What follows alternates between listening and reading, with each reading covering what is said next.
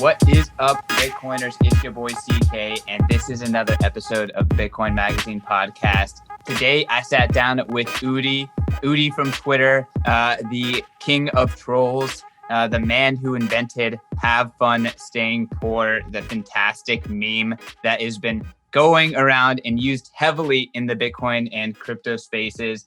And y'all, this was a lot of fun. It was a great conversation. Both Udi and I are so bullish on Bitcoin that we're not really too concerned about altcoins. This is an opinion that I would say is an unpopular opinion amongst most Bitcoiners. But yeah, like I said, Udi and I, we think Bitcoin's going to be fine. And we think that altcoins, not altcoiners, but altcoins can help onboard people into the crypto ecosystem, into Bitcoin itself. So we had a lot of different points kind of like discussing this nuanced topic. I want to hear from all the Bitcoiners listening. Do you agree? Do you disagree? Do we bring up any salient points? What is your opinion? Is there someone who can come on the show and defend a hardcore, maximalist, unapologetic stance? So I want to hear what you guys think about this show. It's going to be a little bit more controversial to the hardcore Bitcoiners out there. I personally think I'm a hardcore Bitcoiner and that you don't need to be worried about some of these alternatives. They are not a threat to Bitcoin. But yeah, I hope you enjoy this show. Peace.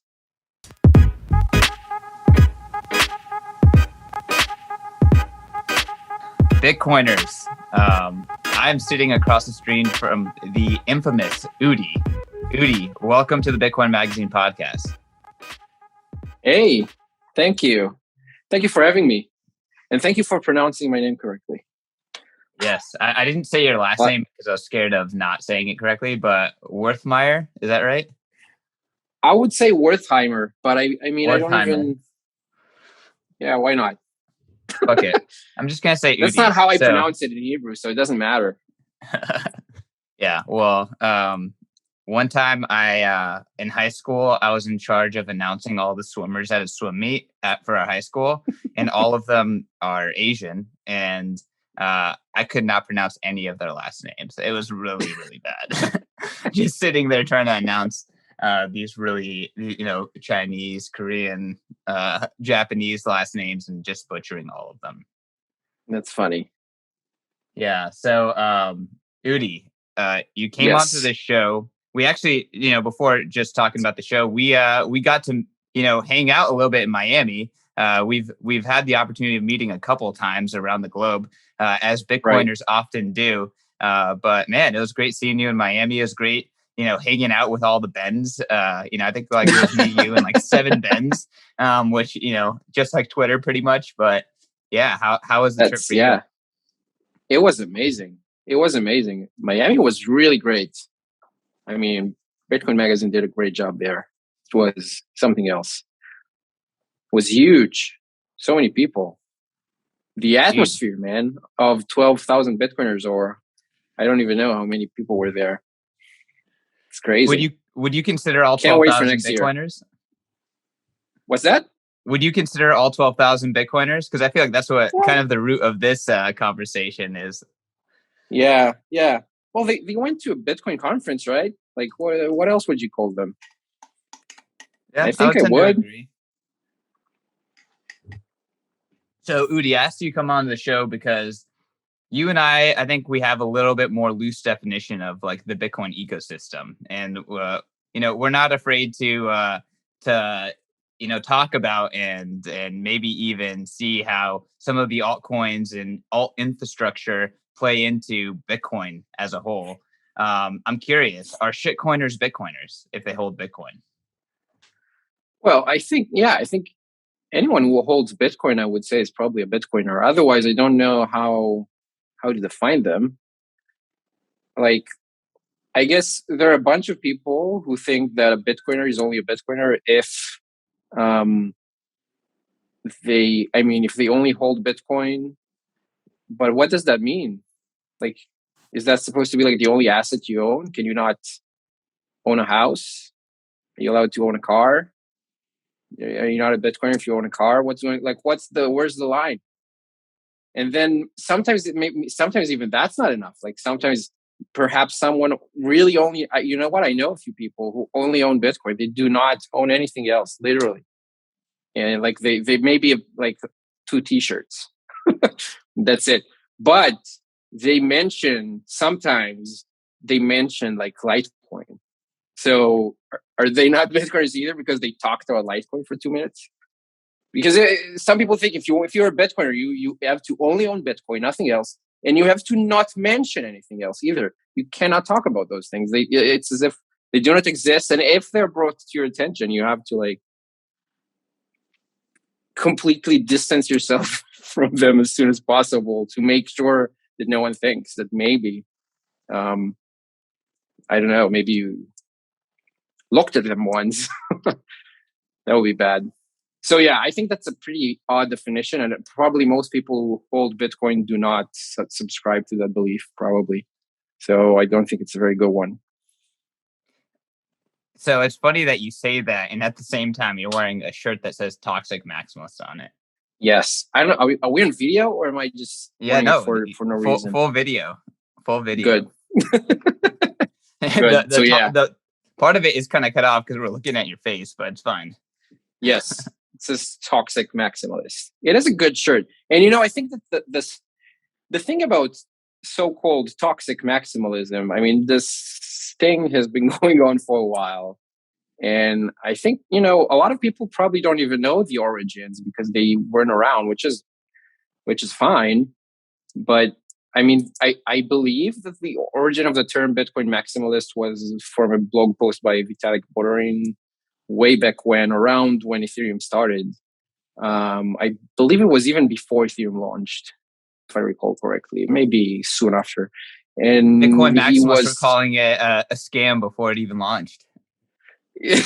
Yeah. Yeah. Didn't turn out very well for them. But yeah, I mean, imagine that you had the opportunity to to invest in Ethereum in the pre-sale, and you decided to call it a scam, and you said that anyone who will invest in it in the pre-sale will be scammed, and you miss out on like 10,000x gains or whatever. Compared to Bitcoin, by the way, I'm probably exaggerating, but like, I don't know, 100x compared to Bitcoin or whatever.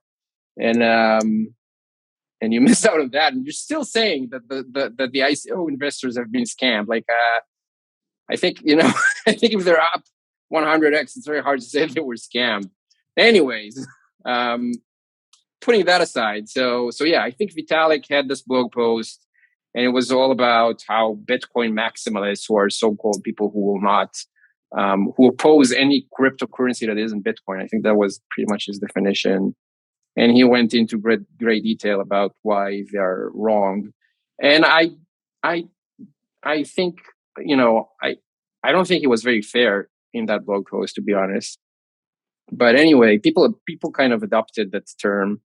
It started as a derogatory term, and people adopted it, which is fine. It happens. And I think that like this transition to toxic maximalism as a virtue probably started around 2017, probably related to the whole SegWit2x things and the wars around that.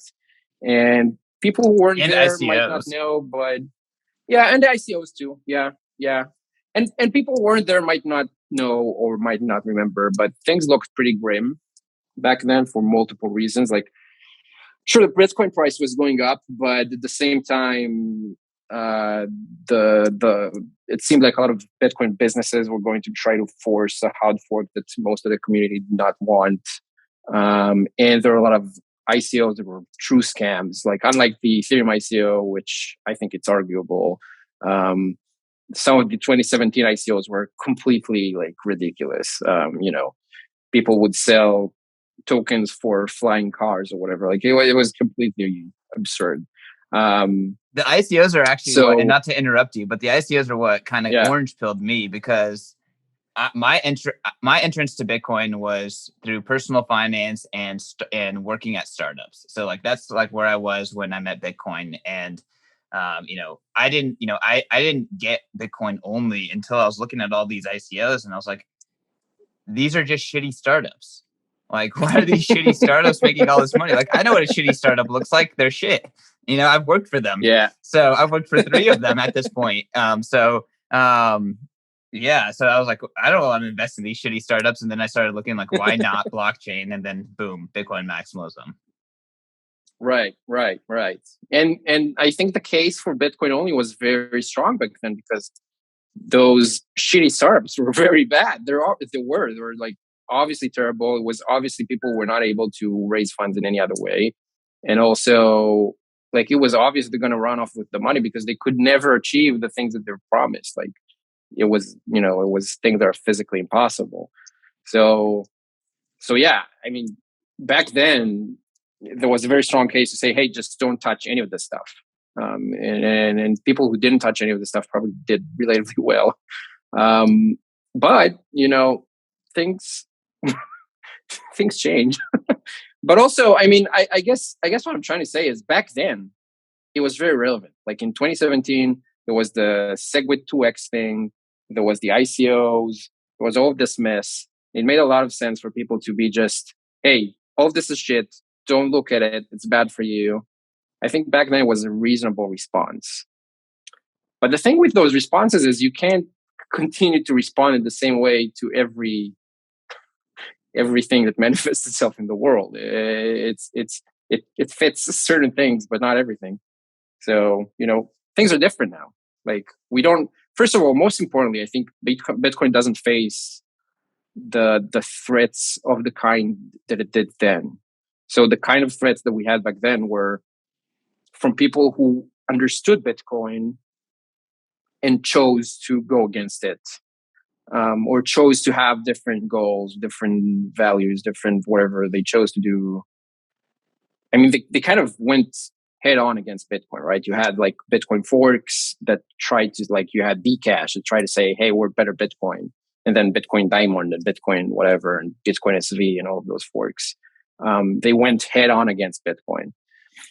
And I think when you have someone who knows what's going on and they choose to attack Bitcoin head on, then it makes sense to not be super friendly to this person because he's not, he doesn't care anyway.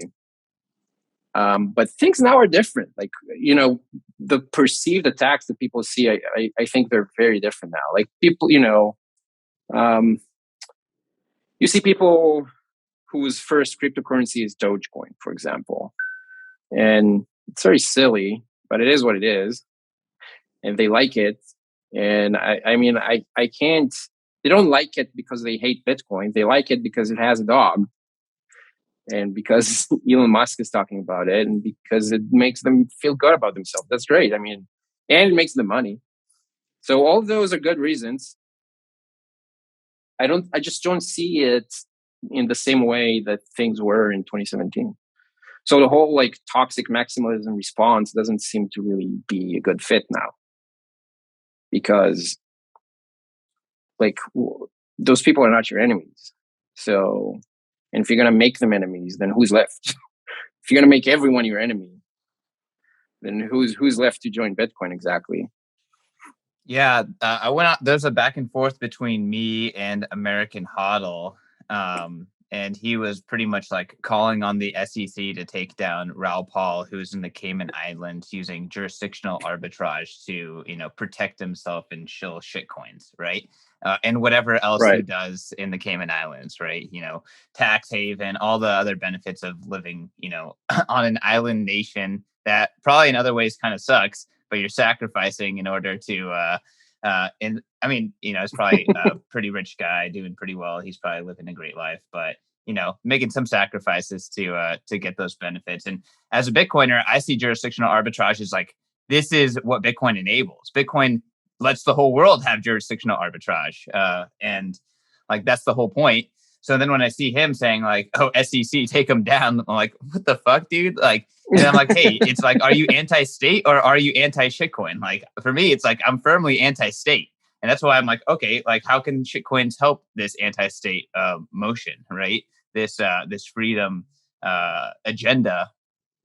And that's why, I'm not calling on the SEC to take down, Raoul Pal or other, let's say, or CZ or whatever. Because that's kind of like my perspective. how do Bitcoiners get stuck, losing the plot and using and kind of like forgetting that it's the state and it's like these kind of larger institutions of control that are actually the enemy, not, some probably harmless shitcoin, even though it probably will wreck some newbie. That's the price of education, in my opinion. But yeah. Right. Yeah. I mean, different people probably have like different, different worldviews. I'm not sure everyone agrees that the state is the enemy, but I mean, I kind of agree with you. I think that Bitcoin is a tool to free people and to let people, do free enterprise. But maybe some people don't see that way. I don't know.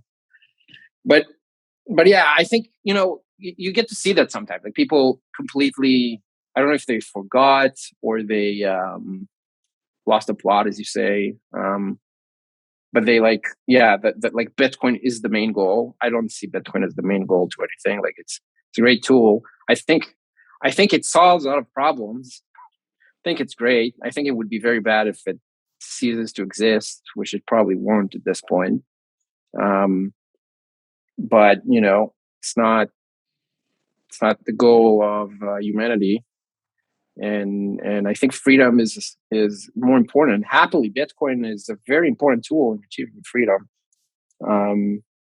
And probably most shitcoins are not. Like, if you're gonna buy Doge, I don't think you're gonna become a freer person.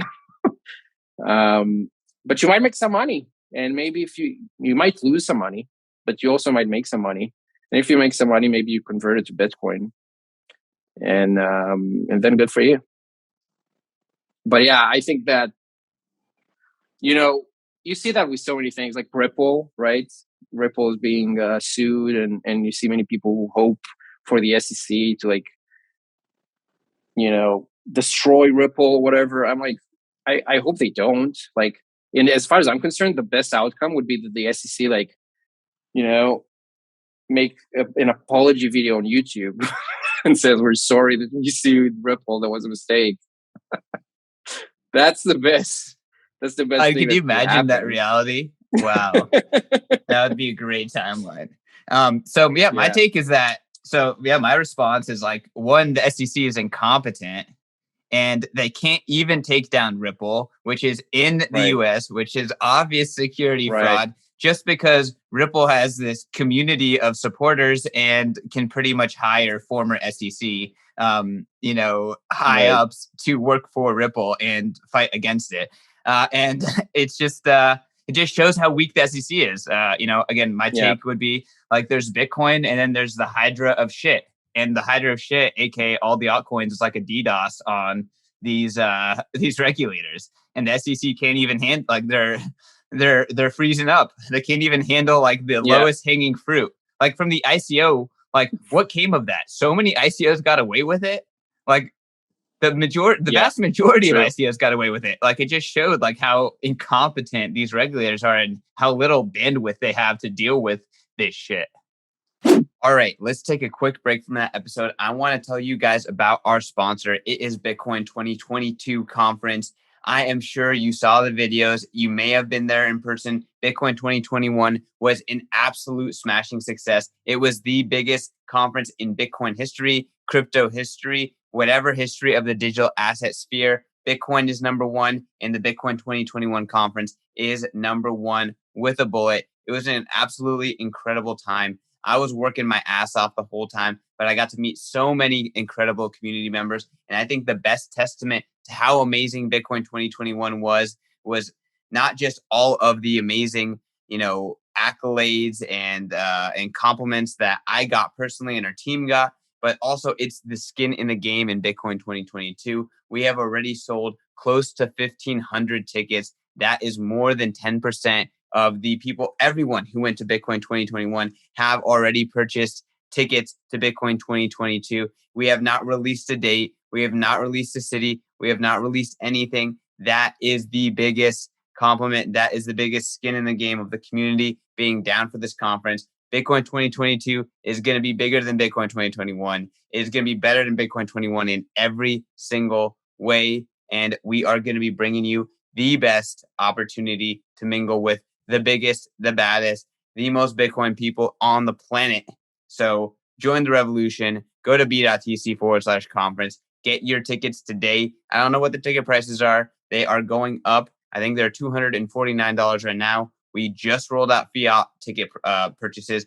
All the tickets purchased before today were all purchased in BTC. So get it, guys. Get it. Get this ticket. Be at Bitcoin 2022. See you there. Bitcoiners, I want to tell you guys about The Deep Dive. The Deep Dive is a new premium newsletter from the Bitcoin Magazine team in conjunction with my man, BTCization, Dylan LeClaire. Dylan is such a multifaceted and wide-ranging analyst. He does everything from on-chain analytics to macro analysis to hash rate and all that kind of good stuff. He does it all. He breaks down everything that's happening every single day with his daily dive. He's going to dive into what is happening in the market that day. So that way you don't have to pay attention to Twitter. You don't have to pay attention to anything else. You can just pay attention to the deep dive and he has you covered. And at the end of the week, guess what? You get a weekly recap. And at the end of the month, hey, we have a freaking report, a beautiful PDF breaking down all the activity of that entire month, what it means for Bitcoin, what you can expect moving forward. The Bitcoin market is going to moon. We are here to make sure that we maximize your stack. Go to members.bitcoinmagazine.com to sign up today. And if you use promo code BITS, you can get 1 month for free. So again, the deep dive, I've been checking it out every day and you should too. Back to the show. True. And I think, there's something probably about when investing in Bitcoin, kind of part of your investment thesis is going to be that governments are going to try and authorities are going to try to shut down everything else. Because Bitcoin is built to be resilient. That's one of its strongest points. One of the things that Bitcoin does best is be resilient and be resistant to censorship. That's like what Bitcoin does best. So if you're investing in Bitcoin, you're kind of betting on censorship being a problem. Kind of saying, I believe that censorship is going to increasingly become an issue, and Bitcoin is going to help people to fight against that. So that's my investment thesis. And then if the SEC proves to be completely incompetent and they're not fighting off anything, then that hurts your investment thesis. But I mean, so that's maybe bad for your investment. Bitcoin is also good for other things, but might be bad for your investment. But it's good for the world, obviously. I mean, it's obviously good, right? Like if there's less censorship to fight, that's not a bad thing. It's, people seem to be like, oh no, they stopped censoring things. What will be with my Bitcoin? I mean, okay. So, but isn't that what we wanted? Like, sure, we bet on, you put yourself in this place when you bet on a dystopian future, and then the dystopian future doesn't happen and you're sad. Like that's not a good position to be in. So I would say, you know what, actually Bitcoin is good for other things too. And it's great if the SEC allows innovation, even if some of it is obviously scammy. But it's great that the SEC allows innovation. Dude, but also, the SEC allows fiat to exist and all the fiat businesses to exist, which are pretty much all scams. Like, have you ever? You're in Israel, but in the US, if you ever deal with a telecom giant, it's a scam. Like AT&T, like they're like, oh, here's a free iPhone. You go, and then they repeatedly try to scam you and over again just to get this thing. Like right. The whole fiat system is a scam. So the SEC is not good at preventing scams or protecting investors. They perpetually fail at that. Yeah. They can't win this, right? They're built to allow the scam to continue. And so it's a good thing that they're not doing a good job, right? so we shouldn't be sad about that. And Bitcoin is good at a lot of other things other than subverting the SEC. So that's not you can still be bullish on Bitcoin and not have to be bullish on the SEC. Just maybe need to adjust your perception a bit. So, I mean, in your opinion, what, like, because everyone's trying to like seek truth. It's trying to have like the, maybe not everyone, but at least it seems like you are. It seems like I am. Like, we're trying to hone in on like what is really happening here. Like, when you look at this ecosystem as a whole, like, can you try to articulate, what you kind of see? Well, it almost kind of depends on the point in time. I would say right now, in a bull market, and maybe we don't call this a bull market anymore, but there's definitely a lot of interest in this market right now. So in that kind of scenario, there's a war going on because a lot of people, there's a lot of interest, but it's not infinite. There's people are giving the space attention, and all of these projects are fighting over this attention because they want as much money to go into their thing, into other things. So it's just an all-out war right now. And if you look at this mess at this point in time, it's very easy to be cynical and say like, okay, this is all bullshit. And it kind of is. but that's just because this huge influx of money right now. And there's no other way, people have talked about the Bitcoin speculative attack and hyper Bitcoinization. This is what it looks like. It's not possible for 100% to go into Bitcoin. There's going to be a ton of money flying around, and everyone's going to want their piece, and everyone's going to fight over those infinite dollars. But they're not. The thing is, they're not infinite. They're inflating, but there is a limited amount. So there is a finite amount of it. So people are going to fight over it. It's not like everyone can have infinite dollars. So people are going to fight over it. Like, it's not, this is what it looks like. It's not going to be like, oh, everyone just caves in and buys Bitcoin. This isn't how it works. Eventually, I think that more and more people will understand that this is the safest asset to store their value with. But you don't it's not like, okay, there's been like inflation for 12 months. So everyone just, okay, I'm going to just buy Bitcoin. That's it. That's not how anything works. Like, people are going to compete over this stuff. This is how it works. This is life. So this is why, those kind of market conditions are so obscene sometimes because they're very dramatic. But it doesn't mean that, things are happening, like good things are happening. I think one of the biggest things that are happening is that you see people realizing that they have to opt out of the fiat system. People see that. And they're buying all kinds of assets, not just Bitcoin. They're buying all kinds of assets. One of them is Bitcoin. They're also buying other assets. Some of them may be less sound than others. But that's in my opinion, that's clear, obvious progression. Like, if you're someone who had all of their savings, or maybe didn't have any savings, but it had all of them in dollars and now is shifting over to Dogecoin, then okay, we can argue about that choice, but I think it's better than just keeping dollars in your bank account. That's better. That's a step in the right direction. So I think going to those people and saying, hey, you're idiots, it's not, first of all, it's not true. They're closer to the truth than they were a month ago or a year ago. So they're not idiots. They're by definition, they're learning.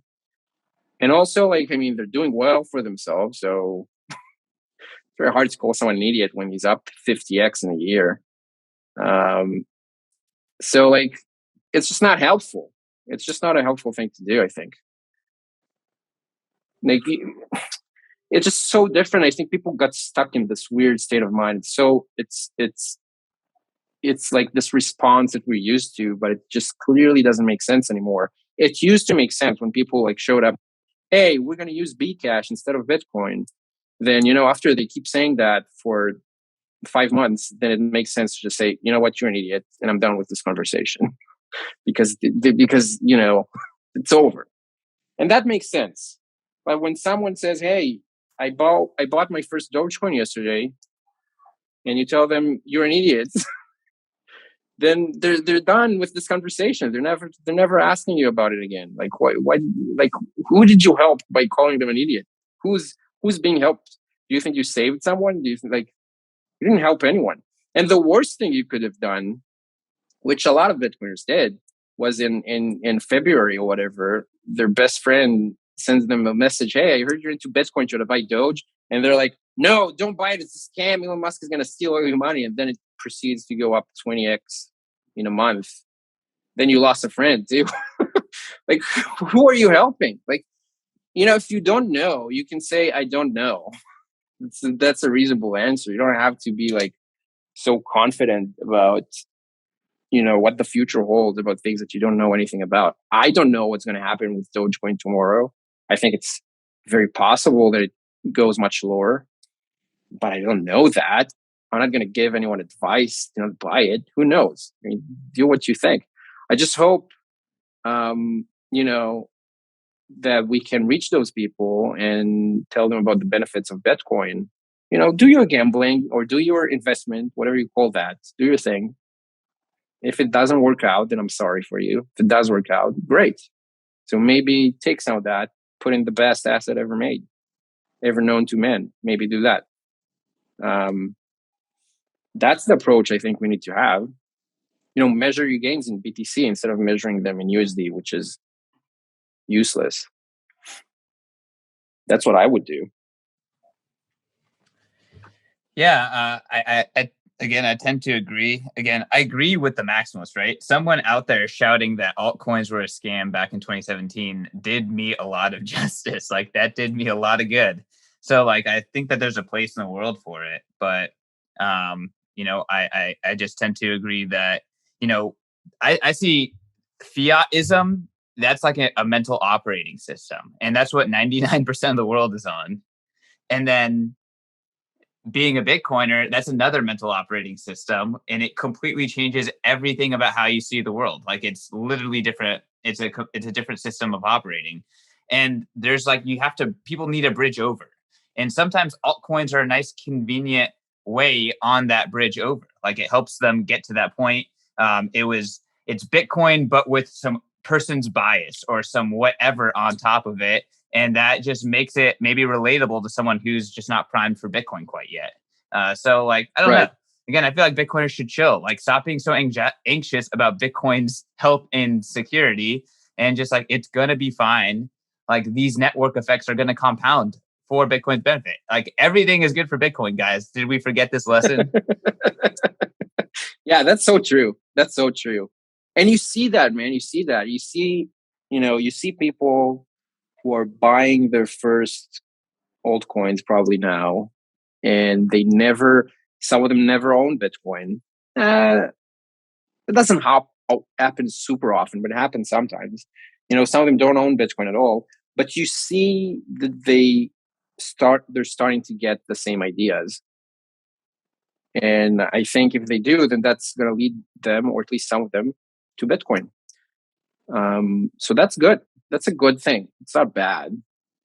And there's like people are like saying, well, if altcoins didn't exist, then no one would ever buy them, and everyone would only buy Bitcoin, and no money will ever be lost to altcoins ever. And that's why altcoins are bad. But I mean, that's not true. Because if Doge didn't exist, then some people would just buy GameStop stocks instead. And B, the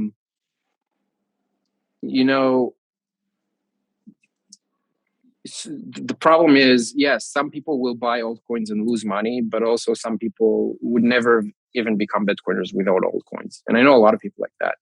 They started with some altcoin, and that was their kind of gateway drug. Maybe they lost money. Some of them lost money. Some of them made money. Some of them lost money. But out of both of those groups, probably. But out of both of those groups, some people just found their way into Bitcoin later. So I don't even think they're like net negatives. They're like, it is what it is. That's markets, man. Like, those things are going to exist. And it's fair. I think it's very reasonable to say something like, hey, Dogecoin has some issues. And I keep saying Dogecoin just because it's funny. There are other, like I could easily say Cardano. I just think that it's Doge is the least offensive shitcoin. Yeah, exactly. Let's stick with Doge. I agree. So, someone's like, it's very reasonable to, if you want to, if someone's your friend, right, and you want to help them out, then it's very reasonable that you will approach them and you will explain the difference between Doge and Bitcoin, and you will say, hey, one of the cool things about Bitcoin is that no one controls it, no one can change it, and you don't have to be frightened about what someone might tweet, and you don't have to be frightened about how someone might change it tomorrow. That's something you can explain to people if you want. But here's the thing: you would usually do that. That's something you would usually do for someone you care about, like a friend, like family. I find it very odd that people seem to be very inclined to do that for strangers online. How many, it's just so weird. People claim that they do that in order to save people from scams. Do you see how people say that sometimes? The reason that I'm being toxic, that's a common response. To save people, I'm trying to help them. And it's so weird. It's a person you've never met. You don't know, how many times do you ever see that happen in the world? That someone just randomly wants to help someone. They want to save them from you don't randomly see people say, hey, I looked into your photo that you shared of your dinner, and I have some dietary recommendations for you. You don't do that. If you don't know the person, what that's such an odd claim to be oh, I'm altruistic, I'm trying to save this person. No, probably not. Probably you have an investment and you're kind of married to it, so you're being a dick about it online. That's probably what's going on. I wouldn't call that being altruistic. If you don't care about this person, I would say that the best response is to ignore him. If someone shows up and says something and you don't care about it, just ignore it. That's what usually people do when they don't care about something. But to pretend that you're being altruistic, and I'm just going to save 100 million people on Twitter today. This is what I'm going to do. I don't buy that. It's kind of kind of unreasonable. The funny thing about this conversation is this is coming from the person who invented have fun staying poor. True. Well, I mean, I was very clear about it. The point of have fun staying poor is not actually to help anyone. It's not an altruistic meme. The point is actually, the way I always use it is to reply to actual billionaires on Twitter and tell them to have fun staying poor when they're attacking Bitcoin. It's supposed to be A, funny, and 2, kind of shock the person who sees it. And it works pretty well at that. Because we've all seen multiple actual billionaires who have thousands of replies, but when someone tells them to have fun staying poor, they freak out. They have $1 billion in their bank account, but when someone tells them to have fun staying poor, they lose their minds. So the goal is not to help them. The goal is to hey, it's actually there's this Satoshi quote where he says, if you don't believe me or don't get it, I'm sorry, but I don't have the time to explain it to you. And that's I think that's a very good approach in general to people you disagree with online. Just, hey, you know what? I don't have time for this, but have fun staying poor. You're wrong. That's it. As opposed to pretending to trying to save their life, So I think it's actually kind of consistent in my own weird way, my own special way. Before we get back to the episode, I want to tell you guys about Bitcoin Magazine. Bitcoin Magazine is the oldest publication covering Bitcoin, and we've been covering Bitcoin since 2012. Y'all, I'm so proud to be working for Bitcoin Magazine. We spend all day trying to scour the internet for the top news, the top plebs, the top subjects, conversations, everything that has to do with BTC, the asset, BTC, the culture, BTC, the revolution. We are here for it. We are here for BTC and BTC only, and we want to give back to the Bitcoin community. Hit us up if you want to contribute, and go follow us on Twitter. Go subscribe to this podcast. Go follow us on YouTube. All of the places that you can find Bitcoin Magazine, we are there. Instagram, Reddit, everywhere. We're there. We're there. Follow us for the best Bitcoin knowledge. Back to the episode. My take on have fun staying poor is that, one, it's very shocking, especially if you say it to someone in person. But two, it's an insult. It's something that slaps someone in the face, but it's also how you stack the most sats. So it's actually great advice, which is like, have fun staying poor and stack sats and just like live the cheapest you possibly can and accumulate as much Bitcoin as possible. So at some point, it's like, are you just giving them advice? Yeah. I didn't think of it. That's very true. That's very true. It's the best way to stack sats. Like, you know how people say that every Bitcoin they ever spent, they regret it? Well, actually, like every cent I ever spent, I regretted not using it to buy Bitcoin. It's not even spending Bitcoin. Like every cent I ever spent was a mistake. Each and every one. I should have bought Bitcoin instead. Like I'm thinking back now, like, hey, did I really need to rent an apartment with like a bedroom? Couldn't I just sleep on the couch? Like, was it worth it? Really? When you think about how much potential Bitcoin you spend on that. So yeah, you're totally right about that. Just stop spending completely. This is how the conversation comes full circle with just owning nothing and own Bitcoin. See, the only issue with Bitcoin is that you can't live in it. That is true. Well, but you see, you can have other investments. So here's the thing: you probably what you want to do, and I think I did have a chance to talk to a few people about that. I think that a lot of people. I know it's true for me in a way. I think, and I think it's true for a lot of other people too. Bitcoin was kind of like their first actual investment in anything for a lot of people. And they kind of learn what risk is through Bitcoin, and they kind of learn like what ownership is. And now they're like associating those things with Bitcoin, even though you can own other things. It's not like the mistake is to only have dollars or to not have anything. That's a mistake. That's something that you want to avoid. Once you get past that, then there are multiple things you can do. It doesn't have to be Bitcoin only. Like if just have fun. If you chose, yeah, exactly. Just do that. Just consume less and own more. That's a very good start.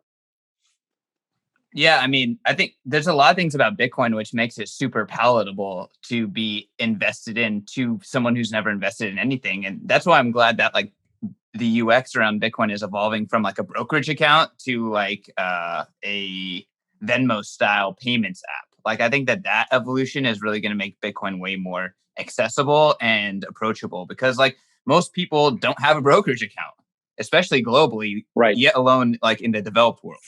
Right? Only Americans really have easy access to American equities. And then on top of that, only a small percentage of them, even own them, let alone interface with a brokerage account. So why does Coinbase look like a fucking brokerage account? Like it needs to look like Venmo because everyone has that. Right. It needs to look like PayPal. And that's what's happening. So I'm excited for that. And, there are a lot of things about Bitcoin that make it like investable to a young or new investor. And that's important because we need to get people out of dollars. Exactly. And you see, that's a very good approach to have, I think, to be like, hey, there are those people. We need to meet them where they are in order to be attractive, and then just in order to be accessible, really. And that's a very different approach than saying, hey, new guy, hey, new kid, you're an idiot. If you don't get it, then you're an idiot. If you can't use like the brokerage, or if you can't buy Bitcoin without KYC on BESC, then sorry to tell you that, but you're an idiot. So just not going to make it, and goodbye. So I think, and I mean, fine. I mean, you want to have that approach, you can. It's a free world. You can do whatever you want, but then don't be surprised that they're going to go to other things because that's probably what they're going to choose. So I agree with you. It's great that some companies are taking this direction. And then, and then you learn about it, right? You buy some Bitcoin through Cash App or whatever. And maybe like it's not the most cypherpunk way to own Bitcoin, sure. But then, you bought it, maybe then goes up like 20%. And then you starting to get excited and you go learn about it. And then maybe the next Bitcoin you acquire, you're going to acquire it in a different way. Like it's a process. You don't get born as a Bitcoin maximalist. Like it takes time. It's fine. We need to be accepting of the process, I think. Yeah, no, I agree that it's a process, and it's been fun hashing it out with you, Udi. Again, it seems like we agree more than we disagree. So unfortunately, I'm used to disagreeing with people. Yeah, it doesn't make for a spicy podcast, that's for sure. But generally speaking, I think we're both still very bullish on Bitcoin. Maybe even more bullish than the average toxic maximalist, because they seem to want to baby Bitcoin a little bit more than we do. Everyone loves predictions, and the person that gets put on the spot for predictions hates it. But to close this one out, like, is this bull market over? Like, what do you see upon the horizon here, Udi? Oh man, I do hate it. Yeah, that's a great question. Who knows? I'll probably think the opposite in a week anyway. So really, who knows? I think if here's what I'll say: if you're lucky enough to be interested in Bitcoin now, then you're lucky. And what you need to do is to continue being interested, continue to learn about it, continue to probably over time, if it fits you, then probably over time continue stacking sats too. Over time, you're lucky. You're one of the lucky ones who understand, who are interested, who are already in. And what you want is to stay, you want to have time in the market. I don't know how to time the market. You want to have time in the market, and you have the opportunity to do that if you're listening to podcasts like this one. So just the mistake that you're gonna do is if you're gonna be like, okay, the bubble is over, I'm done, I'm out. That's a mistake. Don't be one of those people. They always regret it. All right, that was a cop out of a prediction, but at the same time, very good advice. I can get behind that again. Next time I have you on the podcast, I will find a contentious subject, which I'm sure won't be that hard for us to butt heads at. But until then, Udi, thank you so much for coming on the show. Thanks. For anyone who wants the displeasure of following you on Twitter, where can they do that? Just don't do that. Just close the app. Go outside. You're not going to spell my name correctly anyway. You'll end up following some fake Udi, so just don't. We'll put his handle in the show notes. Y'all, give us 5-star reviews. Follow me at CK_snarks. Follow Bitcoin Magazine at Bitcoin Magazine. Holler at me if you have some good content you want to get published. We're trying to put out the best voices in Bitcoin. And yeah, until then, peace.